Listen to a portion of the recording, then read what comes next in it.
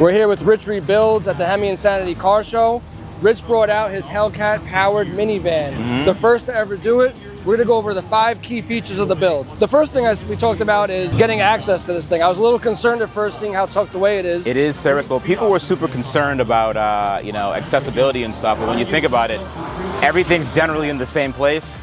Once you take this plastic cowl cover off, you get access to all the spark plugs. It really isn't that hard. How much power is it making? It makes 1,000 rear wheel. This is one of the few cages you could have that are 10 points, but it still seats 5 people. This roof line is like 6 to 8 inches higher than a standard Charger, so we had to custom build a cage accordingly. The biggest visual difference you'll see, obviously, is the dash sits a lot lower than a standard car, and people don't normally see that until they walk up to it. They're like, wait, why is the dash so low? And they realize it's just a minivan body on top of it. In this day and age, what we want to do is get it out as quickly as we could. So we're like, you know what?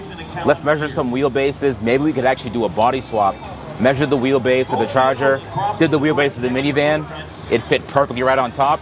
Like, let's go for it. So this is where the cage is welded to the chassis of the Charger. So the cage goes into the chassis, and that's the rail right here that goes from the front all the way to the rear. And what this rail does is that allows us to merge the minivan body onto that rail, but that's also the rail where the cage goes. It seems like you can get in and out fairly easily. It's a little tough. You tuck back though. You're tucked back a little bit. Is there a method to getting in? I'm used to this, dude. I'll just slide in like this.